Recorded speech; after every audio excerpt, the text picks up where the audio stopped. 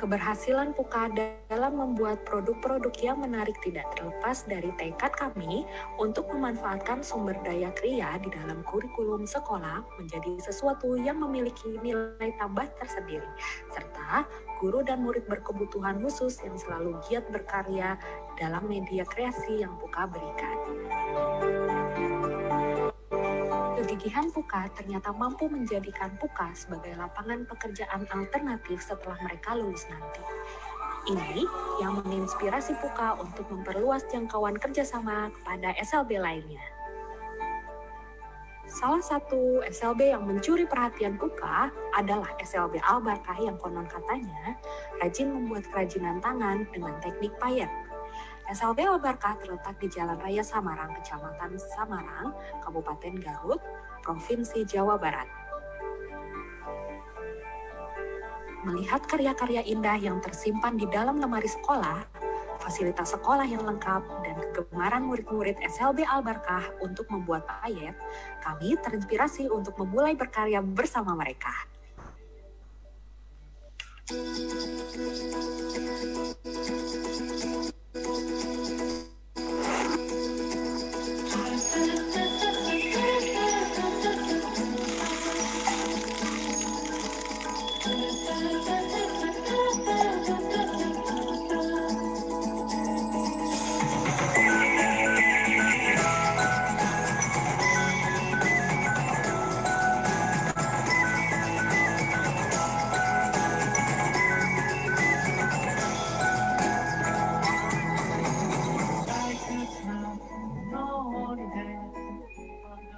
Berawal dari kegemaran murid-murid membuat karakter patch untuk dijadikan hiasan dinding, Puka mencoba berinteraksi dengan mereka untuk mengenalkan karakter brand Puka yang colorful kepada mereka.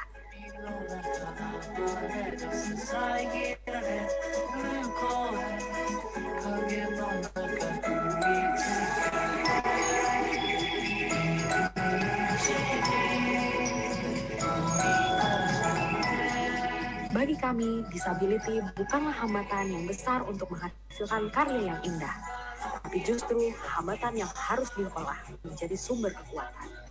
Melalui interaksi karya inilah, kami mengenalkan keindahan karya mereka yang kami sebut artability.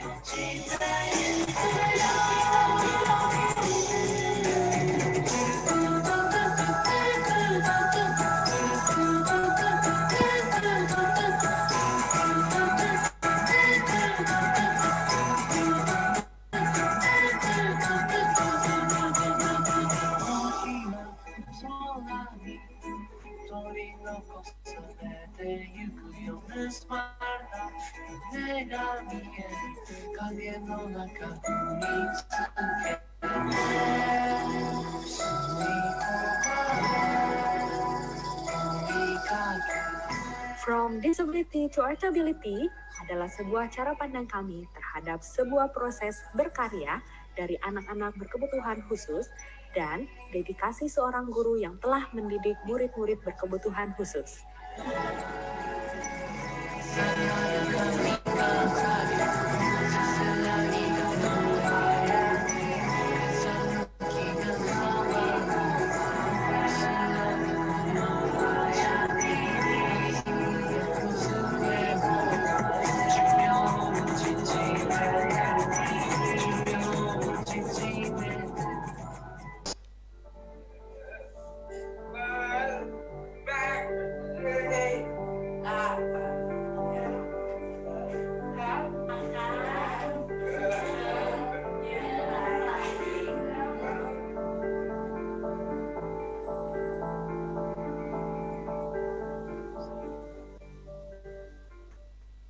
Assalamualaikum warahmatullahi wabarakatuh. Bertemu lagi dalam FB Live Inspirasi Bisnis Tribun Jabar bagi Tribuners bersama saya Darajat Arianto. Tadi di pembukaan telah kita lihat ada video itu. Nah, inilah yang akan kita bahas. Kita bahas mengenai apa ini namanya Puka Katumbiri. Puka ya. Pulas Katumbiri. Ya. Apa yang akan kita bahas hari ini adalah tentang From Disability to Artability. Tentang apa namanya ini? Bisnis, bukan sekedar bisnis ya, ternyata ada sesuatu yang lebih dari itu karena ada keberpihakan kepada mereka yang berkebutuhan khusus. Seperti apa? Di tengah kita ada Mbak Desi Nur Anissa, atau bisa panggil Mbak Desi, dan Ya. Mbak Rafiati Kania, atau mungkin Teteh ini ya, dua-duanya Teteh ini, masih muda, milenial ya. Nah, mangga Teteh Desi atau Teh Rafi, silakan menjelaskan apa ini Puka dan untuk usahanya seperti apa, sepak terjangnya seperti apa, dan mulainya kapan. Mangga silakan. Ya, halo, selamat sore semuanya. Terima kasih sebelumnya untuk Tribun Jabar yang telah mengundang kami. Jadi Puka itu merupakan singkatan dari Pulas Katumbiri yang artinya adalah goresan pelangi. Kita kan dari Jawa Barat ya, jadi kita pengen memberikan sebuah judul bisnis itu yang membawa dari tanah kelahiran bisnis ini, yaitu dari Jawa Barat. Jadi kita namain Pulas Katumbiri. Nah, dari tagline terlihat kita bacakan From Disability to Artability itu merupakan sebuah cara pandang kami bahwa orang-orang disabilitas itu mereka di balik kekurangannya itu ada suatu kemampuan yang bisa kita perlihatkan gitu ke halayak ramai, yaitu dari segi artnya. Jadi art ability, jadi from disability to artability. Jadi kita mewadahi, sebetulnya kita bekerja sama SLB untuk mereka berkarya, untuk selanjutnya karya mereka kita jual ke masyarakat yang luas. Agar juga perspektif masyarakat juga insya Allah kan bakalan berubah gitu dari cara pandangnya dengan melihat orang-orang yang disabilitas itu ternyata mereka bisa juga ya untuk berkarya, karya-karya mereka itu bagus-bagus juga ya, seperti itu. Iya. Baik, bekerja sama dengan SLB, satu SLB atau beberapa SLB atau bagaimana? Untuk Pukanya sendiri sebenarnya kan dimulai dari, jadi kita kenalan dulu ya Kang ya, ini kan Desi selaku foundernya. Jadi awalnya tuh Desi yang memulai bisnis ini, awalnya dari hobi Kang. Jadi kita tuh Desi itu suka banget bikin prakarya seperti sulaman, payet, dan juga pom-pom. Lalu mungkin Desi bisa cerita lebih dalam gitu ya, mulai kepikiran untuk mempekerjakan orang lain. Nah, kenapa enggak dia lihat di sekitarnya ada sekolah biasa, terus dia lihat, oh ternyata di sekolah ini tuh udah ada kurikulum yang kayaknya kita bisa kurikulum vokasional yang kayaknya kita bisa kolaborasi gitu. Terus akhirnya Desi ini workshop guru-gurunya. Nah, waktu itu 2015, September 2015. Iya, betul. Insya Allah kita ini jalan 5 tahun, Kang. Gitu. Alhamdulillah. Terus? Ya. 5 tahun ini kita udah ada 4 SLB yang kerjasama. Dengan sistem bisnis kita sendiri yang menjual atau sama kita kolaborasi bareng brand lain. Jadi alhamdulillah antusias dari brand lain juga senang melihat produk-produk mereka gitu. Jadi kadang brand lain pun pengen kerjasama sama kita, ayo dong bikin produk bareng-bareng, kita pengen banget punya karya dari anak-anak disabilitas itu sendiri. Gitu Kang, 5 tahun. Terus juga ini kita berupa tas. Ada tas, aksesoris sama masker juga kita bikin gitu. Produk fashion lah ya. Itu ditentukan sendiri atau? Oh ya, sebetulnya juga. Kenapa? Dilatih sama mbaknya? Kenapa atau ini? Bisa diulang? Yang tadi di SLB-nya tuh dilatih atau? Jadi awalnya kita ngelatih. Ya. Jadi awalnya itu kita ngelatih gurunya dulu. Jadi itu ini kayaknya unstable nih. Jadi itu awalnya sebenarnya mereka tuh udah punya basic kerajinan tangan. Nah, tinggal kita modifikasi produknya. Awalnya kan tadi yang cuman jadi pajangan aja di lemari dinding gitu Kang. Jadi misalnya mereka buat lampion, mereka buat yang buat bantal, terus buat taplak meja, itu tuh sebenarnya dijualnya juga ke orang tua dan tidak ada sisi keunikannya. Nah, kita memodifikasi itu kita kasih media karya yang lebih menjual gitu. Nah, nanti mereka mereka juga menerima benefit dari kita juga, dari sekolah menerima, lalu anak-anaknya juga, dan kita juga sebagai bisnis juga merasa terbantu gitu dengan kerjasama ini. Gitu kan. Terus kemudian berapa orang sampai sekarang yang terlibat, guru dan muridnya itu? Untuk sekolah itu ada 4 sekolah. Di Garut ada 3 sekolah, dan di Bandung ada 1. Untuk jumlah anaknya sendiri kurang lebih ada 25 orang anak. Kurang lebih. Iya. Itu sistemnya sama totalnya. Seperti perusahaan gitu, Mbak? Maksudnya gimana, Kang? Ya seperti perusahaan, ada sistem kerjanya, kemudian bikin sesuatu target-target tertentu gitu. Sama aja.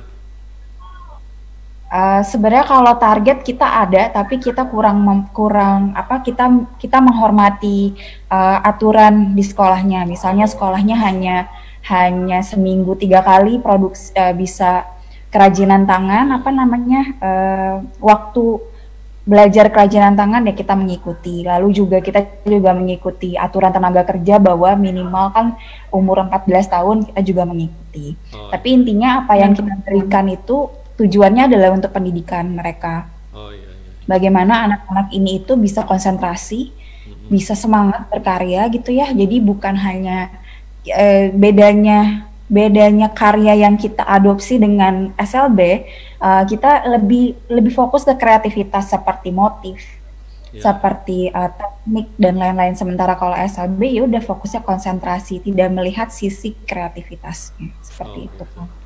Nah, kalau diselaraskan dengan dunia pemasarannya sendiri gimana? Sesuai nggak? Untuk dunia pemasarannya, kita biasanya ikut bazar, terus juga tentunya kita pakai sosial media. Kita awal mulanya memang saya masukin produk itu di Instagram, Kang, karena waktu itu Instagram sedang booming-boomingnya, pemakainya cukup banyak. Lalu selain Instagram, kita juga dijual di salah satu marketplace yang ada di Indonesia gitu. Untuk marketingnya. Maksudnya gimana, Kang? Bisa di kelas apa? Marketplace online ya marketplace di Shopee gitu. Sementara ini sih kita masih manual semuanya teh, Kang, ya produksi nggak terlalu banyak gitu, tapi ya sampai sekarang alhamdulillah pandemi masih aja terus jalan gitu. Gitu. Nah, ini kita masih pernah juga pameran di Rusia, pernah juga ada permintaan dari Amerika. Waktu itu tuh ada yang nggak tahu ya, ada juga yang ngubungin kita, mau dong itu pom-pom dari mereka, dan mereka sangat antusias untuk menampilkan karya mereka gitu. Si anak-anak ini ternyata bagus karyanya. Ya, siapa pembuatnya gitu. Mereka pernah story-nya anak-anak itu mereka suka apa, hobi apa gitu. Nah, iya. Termasuk brand-brand yang lain juga mereka lebih pingin lihat sisi anaknya dan si guru-gurunya itu. Berarti kalau Puka ini bukan satu brand ya, atau menampung brand-brand atau gimana? Kita satu brand. Satu brand, tapi memang kalau ada yang mau berkolaborasi, ya kalau ada yang mau berkolaborasi kita welcome. Jadi mereka biasanya mengkontak kami. Mereka misalnya base produknya itu misalnya di sepatu, menghubungi kami. Jadi keinginan mereka misalnya pengen sepatunya disulam sama anak-anak. Terus kita yang memprovide segala kebutuhan yang ada dan yang menghubungkan antara SLB dengan brand tersebut gitu. Kita jadi saling berkolaborasi gitu. Ya kalau dilihat dengan dunia pemasaran kan harusnya ada permintaan dulu baru kita bikin gitu ya. Kalau ini gimana, bikin dulu atau mengikuti permintaan gitu?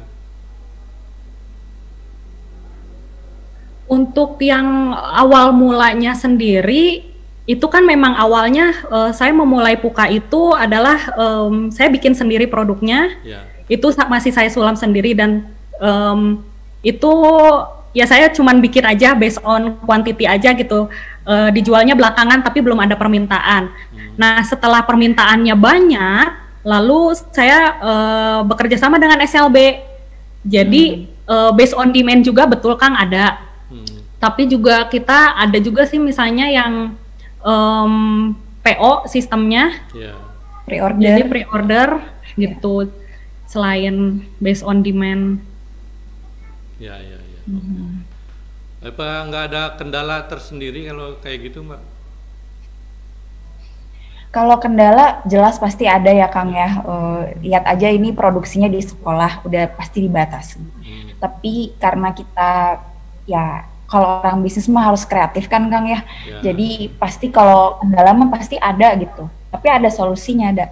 Misalnya kendalanya di masalah produksi gitu tidak bisa mengikuti permintaan, ya sudah berarti produksinya hanya bisa segitu. Untuk masalah keuangan kita cari pendanaan yang lain. Misalnya kita juga ngadain workshop bukan ke workshop ke masyarakat umum. Terus kadang yang ini jual produksi masker itu bukan dari sekolah, tapi kita kerjasama sama kreator disabilitas juga. Tapi intinya tetap kita ingin mengangkat kreativitas anak-anak disabilitas yang baik gitu ya. Maksudnya tidak dipandang sebelah mata gitu ya, Kang. Jadi kalau kendala pasti ada. Oh, itu yang di belakang itu produk-produknya ya? Oh, yang ini. Oh, yang ini Kang. Kalau produk-produknya. Nah, ini display produk-produk kami. Punten masih berantakan. Punten ini harusnya kan pameran gara-gara Covid. Numpuk di sini. Harusnya kita ikutan Inakraf. Itu yang sulam-sulam gitu Mbak? Tahun ini, tapi jadi numpuk. Jadinya 2021 insya Allah. Oh iya. Itu, ini sebenarnya creative house ya kita bilangnya, mungkin kayak kantor kecil-kecilan. Tempat kita biasanya kerja bareng. Kadang alumni juga suka kesini, alumni SLB. Kalau misalnya ada orderan, daripada mereka diam aja di rumah, karena kan mayoritas alumni SLB tuh kurang mungkin lapangan kerjanya sulit atau gimana ya Kang. Jadi kadang kalau udah alumni balik lagi ke sekolah buat karena mereka udah terbiasa dengan lingkungan SLB yang menurut mereka itu nyaman. Jadi pasti mereka balik lagi ke sekolah padahal sudah alumni. Jadi kadang mereka datang ke sini untuk kerja bareng. Ada itu juga ya, peningkatan kemampuan kayak gitu ya, skill, mengasah skill lagi setelah mereka lulus misalkan di PUKA disediakan itu fasilitasnya seperti itu. Alhamdulillah bisa nyediain. Selalu ya diupdate gitu ya skillnya ya. Kalau selalu diupdate tergantung permintaan juga sih Kang. Kadang misalnya kalau kita sekarang mau bikin produk baru dengan konsep yang baru ya, terpaksa anaknya juga harus mengikuti belajar lagi dari awal. Selalu ada. Kalau yang di kantor sendiri ada berapa ini karyawan, Mbak? Untuk tim sendiri itu ada 4 dan ada 1 orang mahasiswa magang dari Kria ITB. Kita tuh ada 4 tim. Saya, Raffi, ada Nurul, itu kreatif director. Lalu ada juga Nuril sebagai financial director gitu. Jadi kita masih berempat Kang, belum banyak timnya. Oh iya. Masih minimalis, masih kecil. Ya, terus tadi kalau yang misalkan yang alumnus tadi SLB kan bisa aja ke situ, itu statusnya apa, magang atau gimana? Halo Kang, gimana Kang? Agak nge-freeze ini. Oh ya. Tadi kan yang alumni SLB misalkan udah nggak ada kerjaan misalkan, bisa ke situ, bisa ikut bekerja. Sementara ini sih kita kan masih usaha kecil banget ya Kang, jadi bisa dilihatlah keuangannya tidak terlalu besar gitu.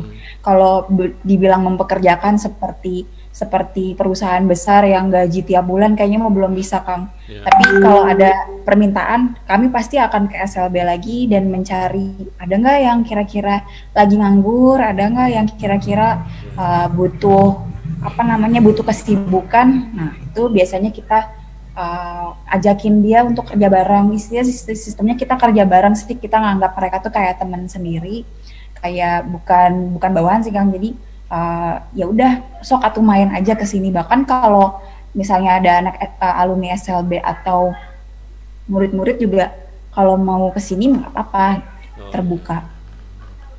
Oh iya, oke.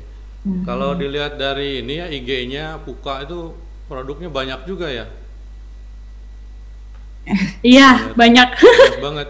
Banyak, dan satu produknya itu terdiri banyak desain. Banyak item. Jadi limited. Ya. Bentar ya. Halo. Banyak itemnya gitu, Mbak? Halo, iya. Itu iya betul. Satu item banyak banget banyak. Maksudnya apa nggak repot gitu dengan ininya, pengelolaannya karena banyak item?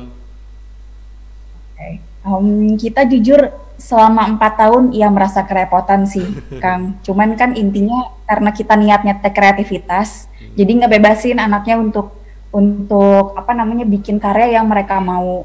Kadang tuh aneh-aneh, ada yang bikin apa tuh namanya wanita berkepang, terus ada yang bikin Shaun the Sheep, ada yang bikin ini, ya kita jual aja untuk konsumen itu apa ya, ngerasa deket gitu dengan karya mereka tuh. Oh ini karya anak-anak. Bahkan kadang kita untuk mendekatkan konsumen dengan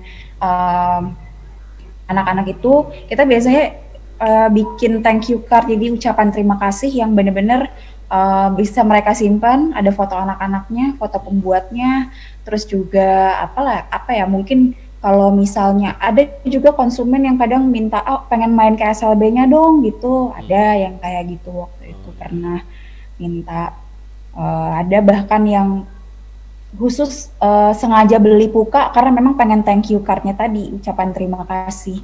Jadi tidak lagi melihat karyanya, tidak lagi melihat apa namanya bentuk kerapihannya, tapi pengen lihat itu siapa sih yang ngebuatnya dan lain-lain gitu paling kan. Tapi sekarang mah kayaknya karena kita juga pingin lebih besar lagi usahanya supaya bisa mempekerjakan banyak orang, terutama alumni-alumni SLB, mungkin harus diperbaiki lagi. Apa namanya sistem bisnisnya. Ya. Berarti produknya seperti apa ya, nggak bisa massal gitu ya, atau limited edition justru ya ininya. Ya betul. Sejauh ini limited edition. Oh gitu ya. Jadi khusus ya. Kalau misalkan minta yang itu lagi susah. Ya karena ini produknya handmade. Tentunya kalau handmade, walaupun misalnya orangnya yang sama mengerjakan dengan contoh produk yang itu memang agak sulit gitu untuk disamakan gitu. Saat ini masih agak sulit, tapi mungkin gitu. Kedepannya kita terus memperbaiki diri. Ya mungkin nanti kedepannya kita membuat item itu sesuai tema warna misalnya, yang rainbow, yang earth tone, atau misalnya yang monokrom kayak gitu. Mungkin kita bisa menspesifikasiin lagi ya per ini di grup-grup. Kalau dari sekian banyak produk itu yang disukai kira-kira apa aja tuh? Untuk yang best seller itu kita ada produk namanya Bubbly. Dia memang bentuknya unik, tas kecil itu yang bulat, shoulder bag, kurang lebih kayak gini. Ini yang, tapi memang yang paling banyak dipesan itu yang pom-pomnya banyak, karena mungkin unik ya. Rencem paling rame. Itu konsumen paling suka. Iya gitu. Sama mungkin paling pemilihan warnanya juga mereka sukanya yang eye catching. Yang beda memang iya. Kadang ini berarti sesuai dengan pengrajinnya aja ya. Dia senangnya gitu jadi bentuknya. Iya betul. Kadang jadi keunikan, dia sukanya motif A ya motif A terus. Oke. Kembali lagi kalau dari sisi bisnis gitu, ini apa namanya, susah nggak ngitung-ngitungnya gitu kalau kayak gitu, karena banyak item, karena banyak model gitu, kemudian profitnya seperti apa gitu kalau dari bisnisnya ya, di luar yang dari segi bisnisnya sendiri, jadi memang setiap sekolah itu mempunyai guru-guru yang dikasih ya tanggung jawab untuk mencatat siapa aja yang membuat tas ini. gitu. Kayak manajer gitu kan, manajer operasional. Iya, manajer operasional di sekolah, supervisor mungkin ya. Supervisor Dari sekolah. Nah, jadi nanti mereka mencatat siapa aja, ini karya siapa, dan setiap nanti ada penjualan itu pasti kita store, ibu yang ini kejual gitu. Terus nanti akhir bulan kita storan gitu. Mengenai di sana bagi-bagi sendiri ya di SLB-nya. Ya betul. Jadi nanti dari hasil yang terkumpul, nanti guru-guru membagi-bagikan gitu ke anak-anak siapa aja ini karyanya dan masukin ke namanya tabungan karya. Yang bisa setiap akhir semester diambil gitu, tiap bagi rapot. Jadi mereka pas bagi rapot itu selalu dapat surat dari kita. Isinya ada uang, ada upah, dan mungkin ada surat sedikit. Ada surat. Kayak semangat gitu. Surat penyemangat buat mereka gitu, agar tetap berkarya gitu loh. Jadi pencatatannya juga udah detail ya ini ya? Iya betul sekali.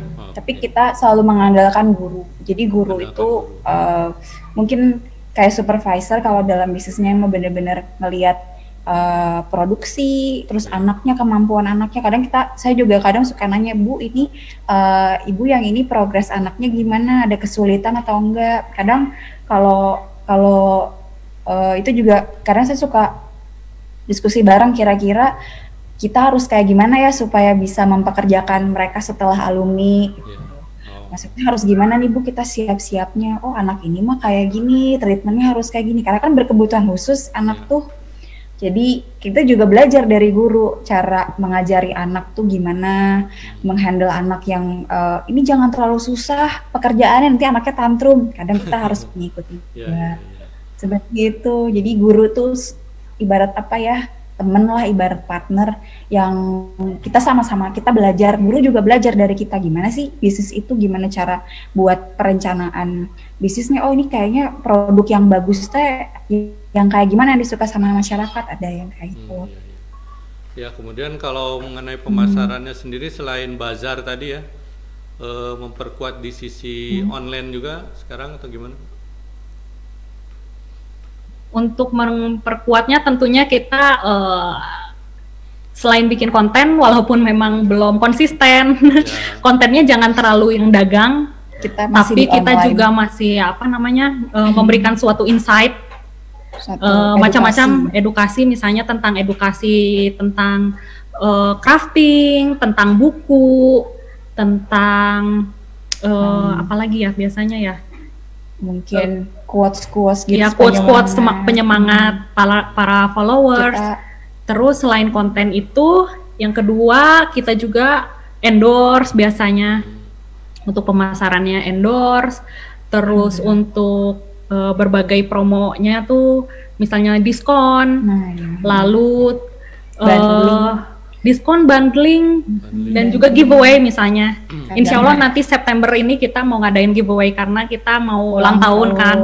Oh, September ulang tahunnya ya. Ya gitu. Selain endorse juga yang terakhir ada ads. Ada iklan. Ya ada iklan. Gitu. Oh, bagus dong udah ini ya. Berarti udah mengikuti pemasaran kekinian ya? Iya betul. Kita mengikuti perkembangan zaman. Dari dulu selalu di Instagram kan. Oh gitu ya.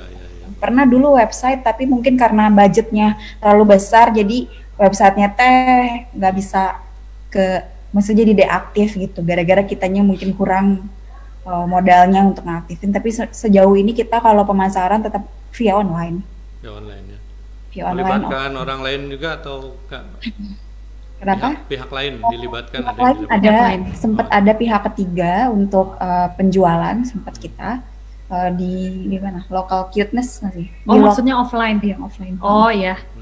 Ada pihak ketiga yang jual di Local Cuteness di jalan apa sih? Masih di daerah Bandung juga kan? Bandung juga. Di Anggrek kalau nggak salah. Jalan Anggrek. Kalau Pukanya sendiri ada punya toko offline? Ya. Paling mereka yang ke sini, ke Creative House kami. Oh, Creative House. Ke kantor ada mungkin gitu. Main sambil Jalan Jati itu. Iya betul. Jalan Jati nomor 35. Nomor 35 ya. Oh, itu buka setiap hari ya? Bisa buka setiap hari. Apa di situ nggak ada ini juga sekalian produksi atau belajar? belajar. Bukti kadang kita di sini anak-anak kadang-kadang suka kesini berkarya bareng kalau misalnya emang ada kerjaan pesanan gitu. Mereka kesini, terus bisa juga misalnya ada yang pengen workshop, pengen tutorial di sini. Masyarakat umum ingin tutorial ke sini bisa. Cuman karena COVID kita belum berani. Karena masih COVID kita belum berani. Tapi kalau mungkin udah stabil, kita mungkin tiap minggu bisa ngadain workshop. Masyarakat umum bisa datang ke sini, kita ajarin. Misalnya biasanya kita per paket gitu ya, misalnya bikin ada teknik sequence, payet, terus sulam gitu. Iya lah, lebih membuka diri ya. Nah kalau misalkan ini ya, kan tadi COVID ya, sementara dalam pandemi ini apa aja gitu ininya untuk memperkuat bisnisnya? Dalam pandemi ini kita kan kemarin itu sempat lihat dari potensi apa yang bisa kita kembangkan dari keadaan seperti ini gitu. Pas awal-awal kita itu bikin workshop from home untuk masyarakat. Ada ya? Jadi kita menyediakan paket-paket yang tadi paket misalnya yang payet atau misalnya yang sulam itu nanti mereka beli. Setelah paketnya sampai langsung kita bisa ngadain tutorial gitu sama mereka gitu, karena kan memang banyak banget waktu yang bisa dipergunakan di rumah. Lumayan waktu kemarin pesertanya ada sekitar sampai hampir 40 orang. Bentuknya gitu, apa? Yang latihannya Zoom gitu? Mereka bikin tas, jadi mereka kita kasih media tas misalnya, tasnya tuh tas boni masih polos misalnya. Nanti mereka hiasin sendiri. Terus interaksi mungkin dari grup WhatsApp Kang, sama kita ngasih video tutorial juga. Kita ngasih ebook juga.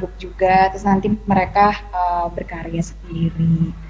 Mungkin ini kalau untuk masyarakat umum, tapi kalau di sekolah sementara ini kita masih off karena kan dari sekolahnya juga mereka memberhentikan kelas karya karena pandemi ini.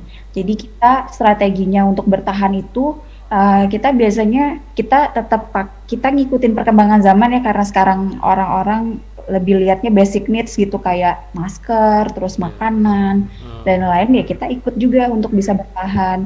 Kita bikin masker tapi bukan dari sekolah, tapi dari kita kerjasama sama kreator disabilitas.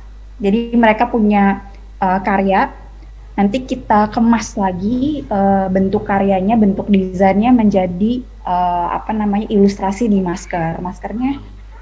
Dan nanti kita boleh nanti lihat-lihat aja di IG-nya Kang, dan di shop pasti ada.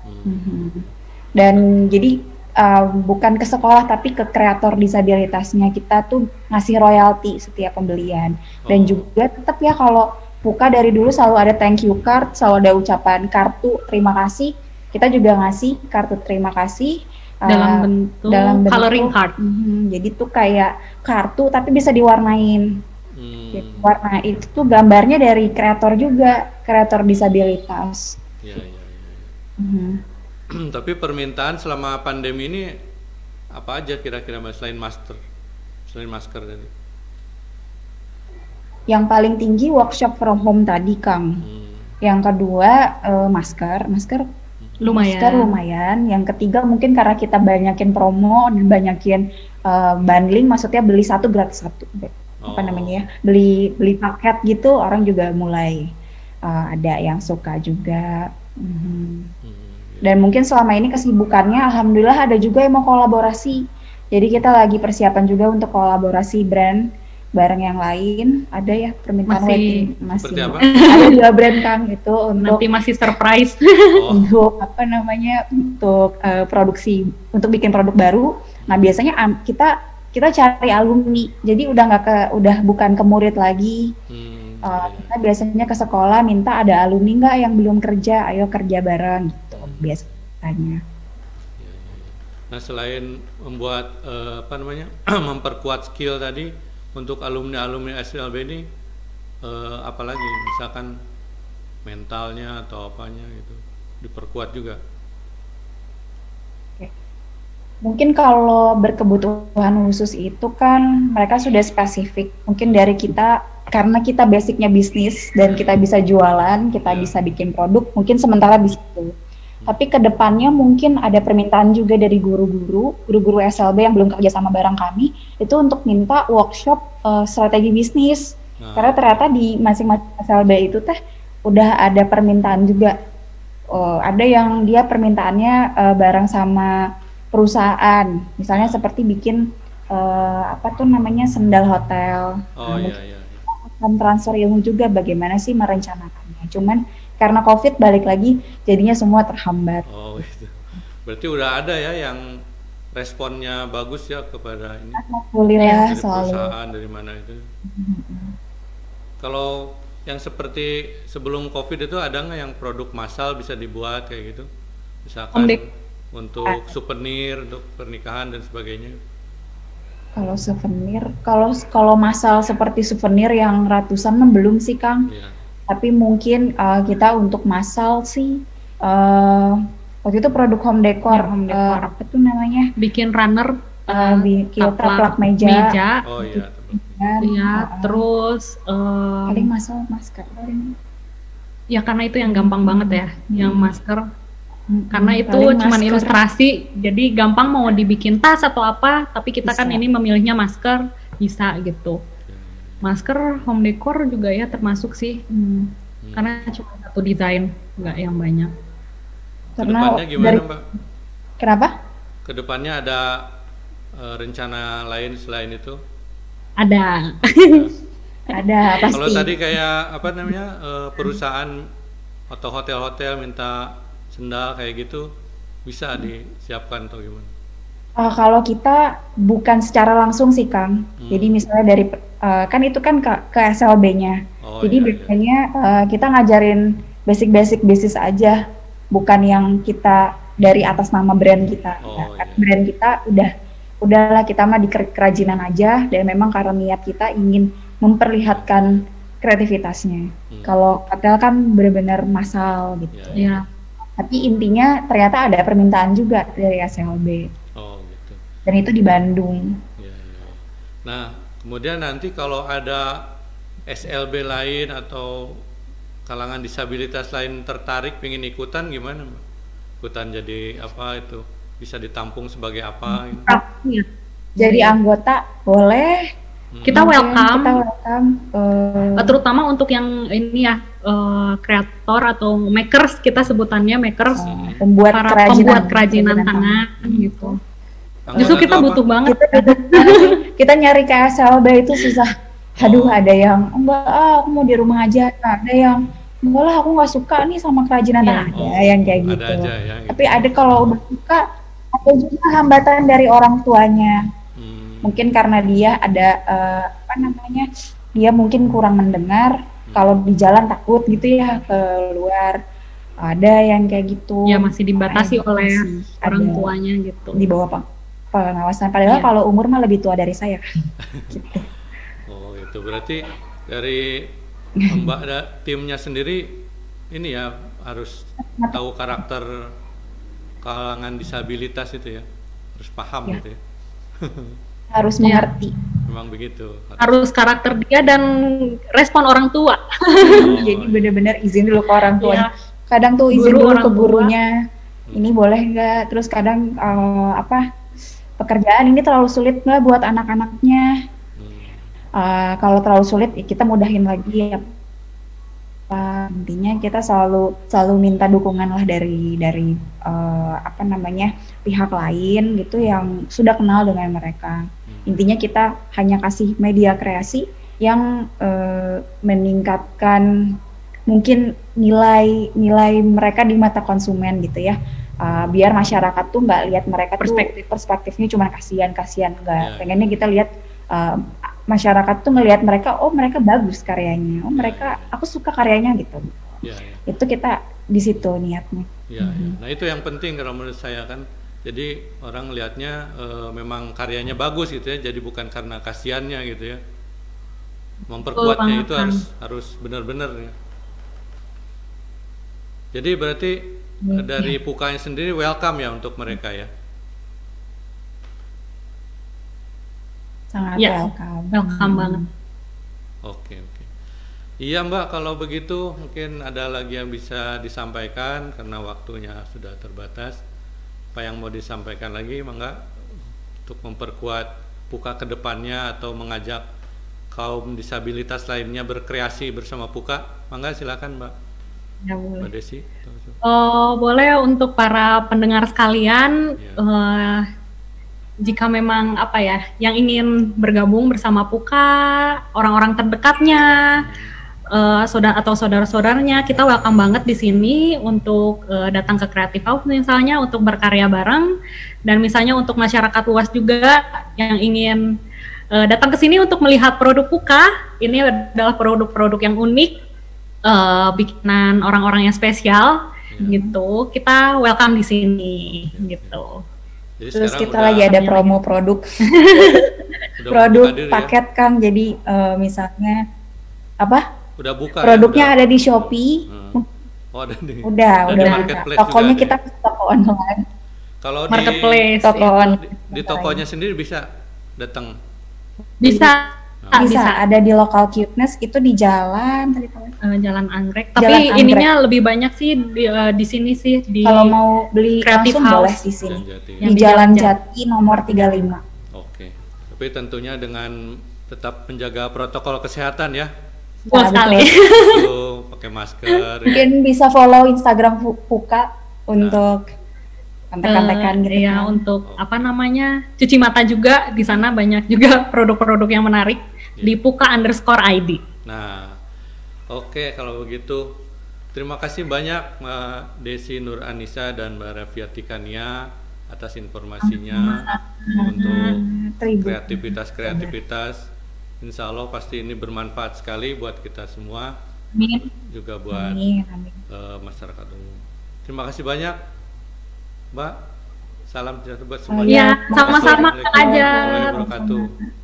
Waalaikumsalam warahmatullahi wabarakatuh. wabarakatuh.